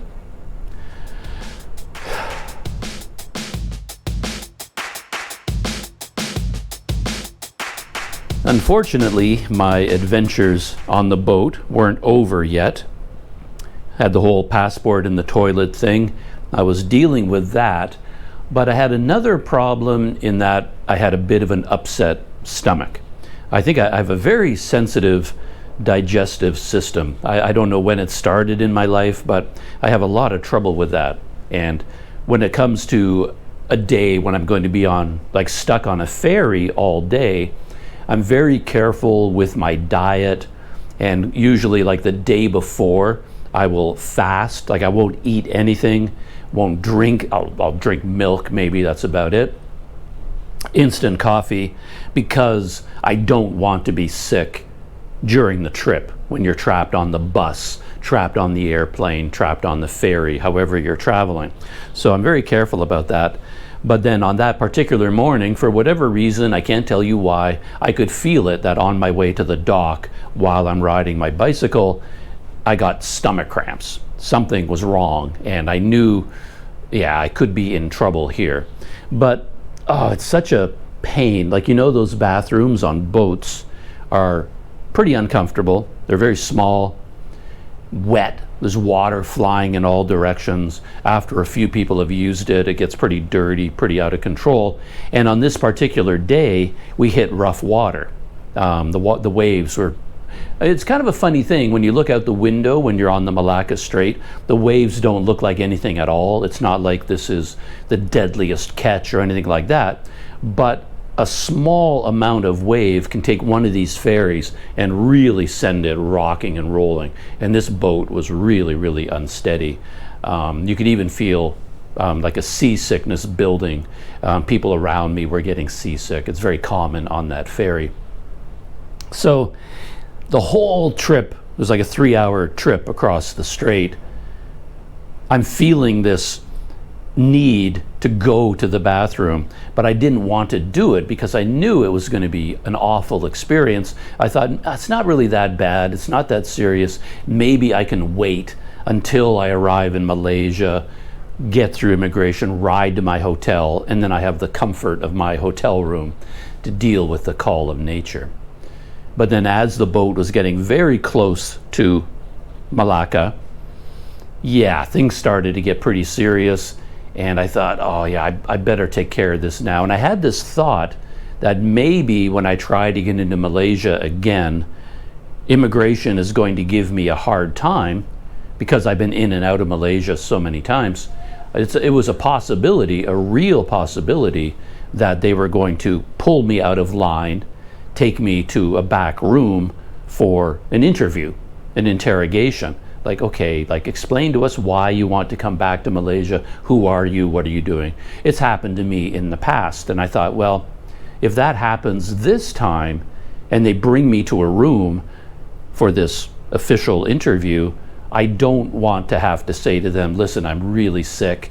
Can I go to a bathroom first before, that's not the time to start asking for bathroom favors. So I thought, okay, let's take a chance and use the bathroom on the ferry. So I get up out of my seat and I'm being thrown from side to side like a rag doll. Luckily, they have all these poles with foam around them so that as you lurch your way to the back of the ferry to where the bathrooms are, you can sort of grab hold of these poles, grab seats, grab a pole, grab a seat, and you can kind of hold yourself up. Otherwise, you're going flying.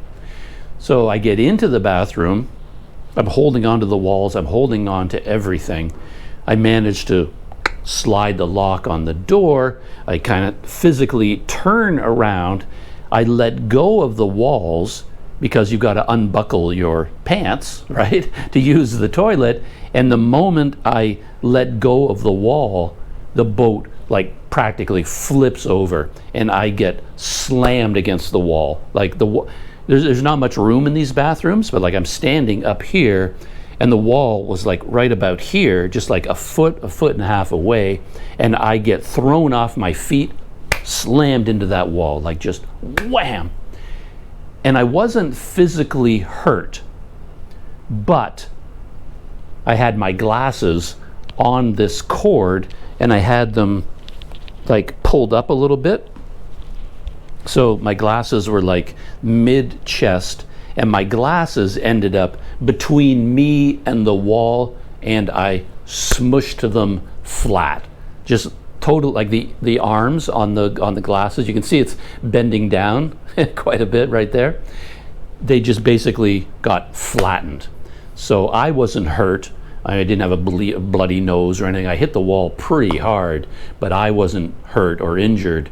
But then I looked down and I'd completely destroyed my glasses. And I was like, oh, come on. First the passport, now my glasses. And these are very special glasses. I normally have trouble with these reading glasses that I wear because I buy the cheapest ones I can find. In 7-Eleven, they have a rack of reading glasses for 10 ringgit or something like that. And I just try on a bunch of them until I get the ones that allow me to read a smartphone, at the right distance. I need reading distance. And then I buy the cheapest ones I can find and I wear them around my neck and I break them over and over and over again. Usually it's my mistake where I'm not wearing them because I don't need to wear them when I'm walking. I only need to wear them if I'm sitting and reading or I'm on my laptop. So they're dangling on my chest. And then if I'm traveling, I often pick up a backpack or something and I hold the backpack in my arms and I don't realize it, but I end up crushing my glasses between my backpack and my chest. And these cheap reading glasses, a little bit of pressure and the arms snap right off. Just snap, snap. And it happens over and over again. You put the glasses down on the bed and you happen to put your knapsack on top of the glasses, snap, snap. You break the arms off over and over and over. So I keep having to buy new reading glasses. Happens all the time. And then some very kind and generous Planet Doug subscribers noticed I had this trouble with glasses all the time, and they bought me a very expensive pair. So these are actual branded, I think they're Foster's. So I went, with their guidance, I went to the Foster's website where you can actually try on glasses and see how they look. You upload a photo of yourself and they put the glasses on your face and you can see what you look like, and you pick out the frames that you like, that you think look good on you, and then you pick the right strength and all that kind of stuff. And they brought me and gave me these glasses as a gift. So these are not your typical piece of junk, cheap glasses. These are expensive glasses that were a gift. And there I was, I'd crushed them. And I was amazed that the arms were still attached, because they bent completely down. They were completely parallel with the lenses. The glasses were completely flattened.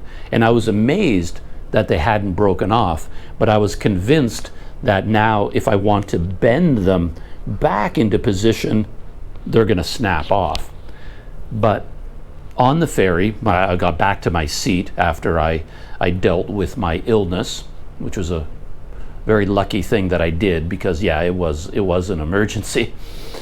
And I did not want to deal with that when I was in immigration. So then I went back to my seat, and then I took the glasses off from around my neck, and then very carefully, using steady pressure, I bent them up as far as I could bend them, and I got them back to that. They're not quite in the right position. They should be more parallel like this, 90 degrees. But I managed to bend both of the arms back to here, and now I can wear them. So I was like, because these glasses are incredibly well built. Here, where they're attached, like on cheap glasses, all there is a hinge with a small pin. And if you move them at all, they just snap off. But these glasses, because they're more expensive, they're better made, they actually have a very elaborate hinge structure in here, which has a whole bunch of play in it. It actually moves. So if it bends just a little bit, it doesn't snap off. So something about the higher quality steel, the very elaborate hinge mechanism, meant that even though I bent them completely flat, I was able to bend them back almost into position so I can wear them. And they seem okay. Disaster averted. But man, I had a lot of trouble on that boat, that bathroom. The passport and my glasses, I almost destroyed both of them.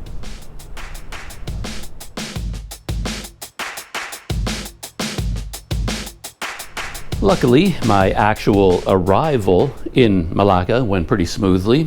The ferry arrived. Yeah, it does this interesting thing at the very end where it goes up the Melaka River, but then because the door is on one side of the ferry, in order to line it up with the dock, it actually has to do a 3-point turn and then back into position. And then once it did, we had to wait a while because the way these ferries work, they take all the luggage out first, and they put all the luggage on the dock, and then the passengers are allowed to exit, and then all the luggage is out on display. So I had to wait for quite a while, but then I went down and out, and I right away saw my bicycle. It was there waiting for me. It had one pannier bag attached, which was kind of funny, just one. And I was like, well, where's the other one then? Because when I gave it to them, they weren't on the bicycle. It was separate from the bicycle, but somehow they figured out how to put one on. But the second one wasn't on the bike, so I had to go searching. I eventually found it.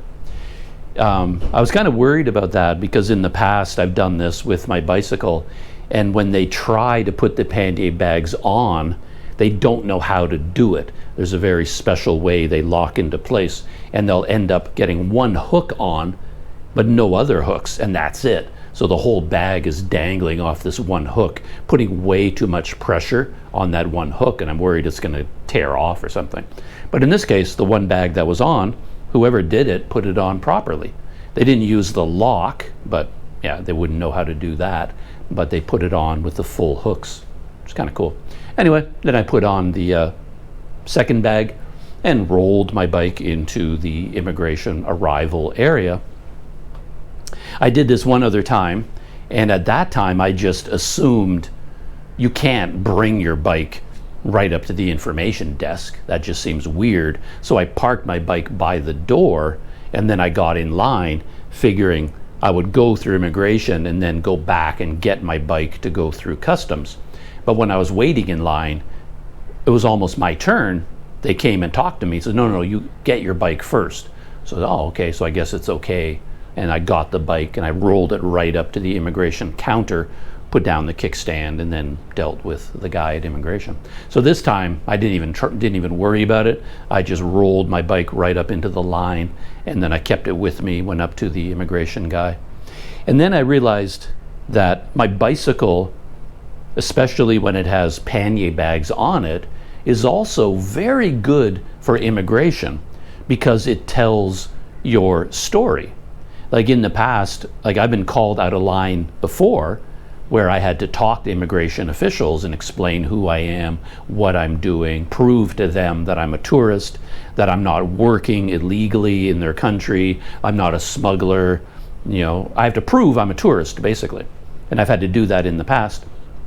And I mentioned my YouTube channel has lately come in very handy for that, because it's physical evidence of how I spend my time. They can scroll through all the videos and go, oh, okay, you have been to every single tourist attraction that exists in Malacca or in all of Kuala Lumpur or Penang, wherever I am in Malaysia, and they can see, or in Sumatra, wherever.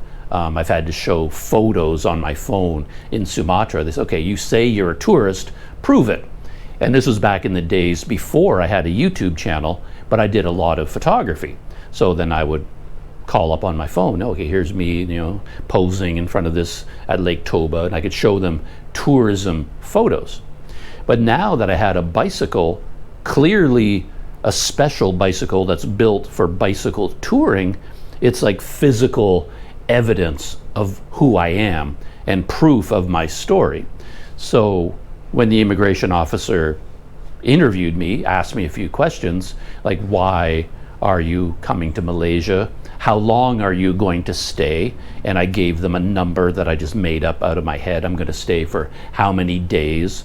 And then he says, and where are you going to go after Malaysia? Because that is the most important thing.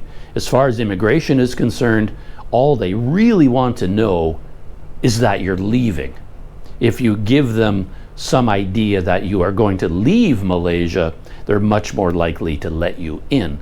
So when he said, where are you going next? Again, I just kind of made up a story, and I said, well, I'm on a bicycle tour.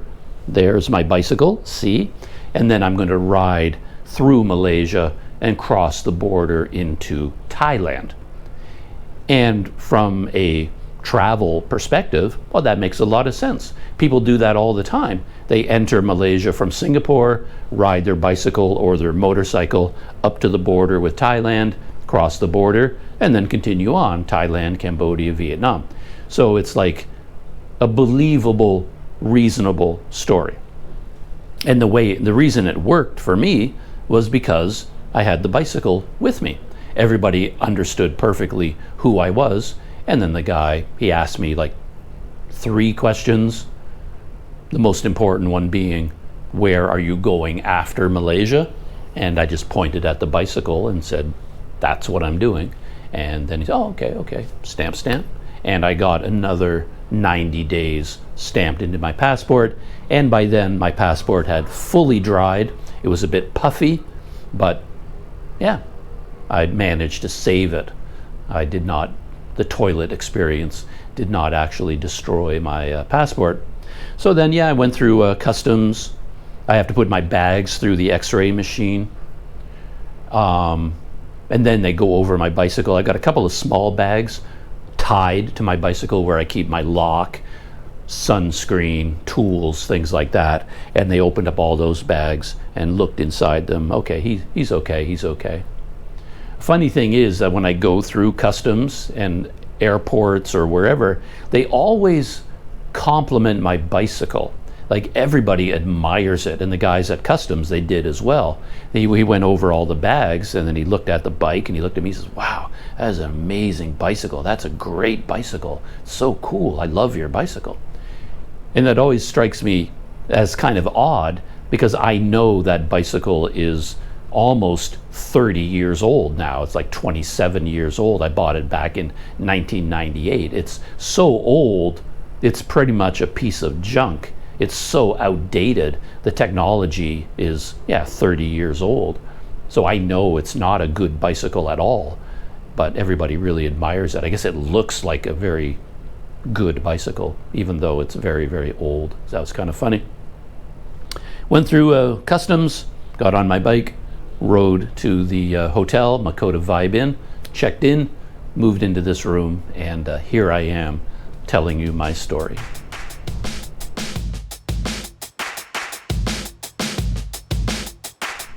Just to round up this behind the scenes video and tell my full story, I did mention at the beginning that when I was in Dumai, I had a project I wanted to work on, and I spent some time there doing this, and it involves technology. So I'm just going to go back. I don't want to tell this whole story because it's way too long and way too complicated, but basically what I wanted to do was move my website. A long time ago, when I was living and working in Taiwan and I was going to go on bicycle trips, I created a blog using WordPress called The Cycling Canadian. And I maintained that blog with stories and photographs for many, many years until I started the YouTube channel, and then I just sort of gave up on the website. But since then, the old website has fallen to pieces. So the Cycling Canadian, it still exists, but the theme that I use, the WordPress theme, is no longer supported. The company that built it went out of business. They went bankrupt. And so everything broke. So if I try to update the blog using my old theme, I can't do it. The menus don't work. The controls don't work. Everything on that site is old and broken. The PHP is out of date. The version of WordPress is out of date. I can't update any of that because all the plugins are broken, the links are broken. Everything had fallen to pieces. But since I started the YouTube channel and I changed the name of my channel to Planet Doug, wisely or unwisely, I still don't know if that was the right thing to do, but I changed the name to Planet Doug, and I bought a new domain. I bought planetdoug.life, which is an expensive domain. You have to pay for it every year, but I purchased it. I couldn't get planetdoug.com. That was already reserved or taken, or I can't remember anymore. But anyway, I bought this domain and I put my idea was to build a new website called planetdoug.life, connect it with my YouTube channel and make it a very professional sort of thing. But it turns out that running a YouTube channel takes all your energy and all your time. So I never really had the time to develop planetdoug.life. I tried to do it. I tried to combine YouTube and planetdoug.life with Patreon. Like there was a plugin you could use where every time you posted something to Patreon, it automatically reposts it to your website. So I only had to post something to Patreon and it would automatically show up on my website. That's what the plugin was supposed to do, but it never, ever, ever worked and was so complicated and so technical, I just gave up on that. And because I have the Cycling Canadian and planetdoug.life, and I bought my own name as a domain, dougnienhuis.com, which again I've never used because it broke and I've never been able to fix it. But because I have multiple domains, I had to pay for an expensive hosting package. Like you have to pay a hosting company to keep your website. They store it on their servers. And because I had I had 4 domains in total, to do that I had to buy their power plan, which was very expensive. So what I decided to do was consolidate all of this, take all of the content from the Cycling Canadian, move it, migrate all of that content from the Cycling Canadian to planetdoug.life. And once all of the content has been moved, then I can delete the Cycling Canadian, just dump it. Stop paying for the domain. The hosting company no longer has to host it. And I was going to consolidate everything down to planetdoug.life. One domain, then I can use their cheaper hosting package, which I thought would save me a lot of money. So that was my goal. And I had this goal for a long time, but I was never able to do it because I could not figure out how to do it. I mean, WordPress, website hosting, cPanel, all of that stuff, I don't understand any of it. The second I try to do anything, something goes wrong. I don't know how to fix it, and it just becomes a disaster. So I was just completely helpless. No matter how much research I did, no matter how much work I did, I would work on it for weeks, extending into months, doing research, and I never managed to figure out anything. So I just basically gave up. But the world has changed. We now have AI systems, and I use AI to help me navigate all of this technological stuff. And for me personally, it has been amazing. So I sat down in Dumai, I checked into that hotel there, and my main goal for the time I was in Dumai was to finally migrate all the content from the Cycling Canadian to planetdoug.life. And I started off with one of my AI buddies. I used Gemini for this mainly, and I just wrote to Gemini and explained what I was doing. I have these websites, I have these domains, I'm hosting it with this company, and I want to delete the Cycling Canadian, get rid of it completely, but before I do that, I want to move all the content from the Cycling Canadian to my new website. And I said to Gemini, how do I do this? And then Gemini walked me through the steps. And to my amazement, I figured out how to do it. And I was so methodical because an AI is very powerful and very intelligent, but its intelligence is very, very specific. If I ask it, how do I do this? It will tell me how to do that. But it doesn't take the big picture, and it doesn't ask, well, do you even need to do that? Maybe there's a better way, right? It is unable to take a step back and get the big picture. So it took a long time to work through all of the options, because I would ask the AI, how do I do this? And it gave me an answer, but then I would start questioning it and saying, oh, like, do I have to do that because of this? Can I do it this way? And then we had this long, in-depth conversation until we finally figured out the best way to do it. And every time I did a single action, like the AI would say, click here, which will open up this menu, then click here. Instead of doing that, I would click and open up the first menu, but then I would take a screenshot and upload it to the AI and say, okay, this is what I see on that menu. Is this the right menu?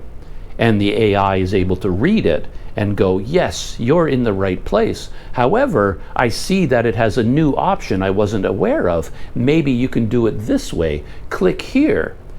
And the AI actually got trained in this system of working with me. And then it would even say, okay, click here and tell me what you see. So I click on it, opens up a new menu. I can take a screenshot, give it to the AI, and the AI reads all the options. Like, oh, that's interesting. Maybe we can do this in a more efficient way. And hour after hour after hour, I was working with the AI, questioning and answering, question and answer, screenshots uploading, and I managed to transfer all of the content. Again, I won't go into all the details because it's very, very, very technical, and it wasn't straightforward, and the AI did seem to make a few mistakes.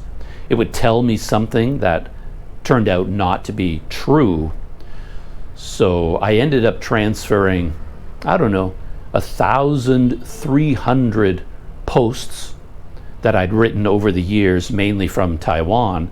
So 1,300 posts got transferred to my new site, and 17,000 photographs my entire media library I managed to transfer from my old site to my new site. And of course, when you do that in such a bulk way, things break. Like a lot of links don't work anymore. And when I was trying to rebuild the menu system and choose a new theme, and I was going over to make sure that everything was still working, there were a lot of things that were broken when I made the move, and then I had to methodically go through the entire website, post by post, fix all of the links, all of the connections, rename things, because I had a lot of links in there, and the link had the Cycling Canadian as part of the link. And it still worked, but it was referring back to my old site. So what I had to do was come up with a way to do a massive search and replace, take all the links that referred to the Cycling Canadian and reroute them, redirect them to planetdoug.life. Some of them worked, some of them didn't. It was like a lot of cleaning up after I was done. But yeah, I only tell that story because it was the main thing that I did in Dumai. I wasn't shooting any new videos. I spent all my time working on the planetdoug.life website. And to be honest, it was probably a complete waste of time because nobody visits the website. It doesn't have any real function in my life, but I kind of like having it as a personal project anyway. Every time I post a new YouTube video, I post a link to that on Patreon and on my website. I keep Patreon and my website, both of them updated as I post new YouTube videos. But the most interesting thing about that story was how for years I could not do this. I could not figure out how to do it on my own. But now that I have AI, I could use AI, and AI walked me through all the steps. And absolute miracle, but I managed to get it all done, which is pretty incredible.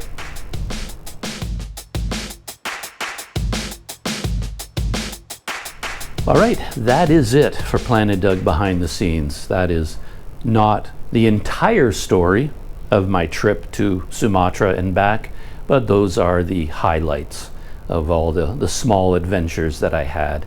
And yeah, I hope that was entertaining for everybody out there on Planet Doug. Yeah. And here I am, back in Melaka, back in Malaysia.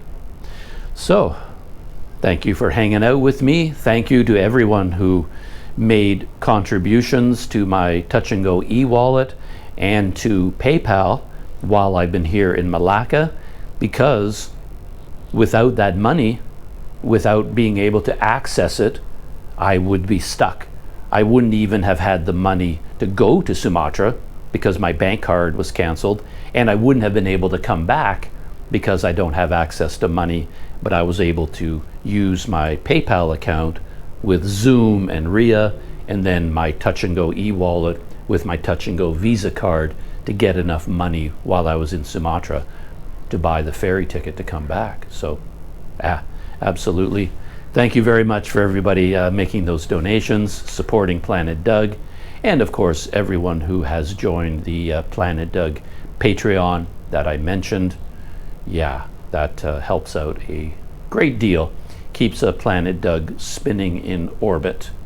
And of course, my coffee posse on the Planet Doug Buy Me a Coffee platform. Thank you very much to all of you, to everyone supporting Planet Doug.